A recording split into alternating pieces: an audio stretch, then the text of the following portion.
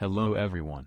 In this video, we are going to show you how you can install the Tela icon theme in Linux.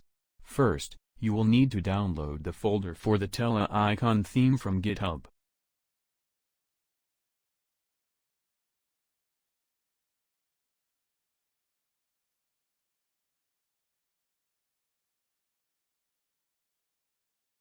The link to this page is in the video's description.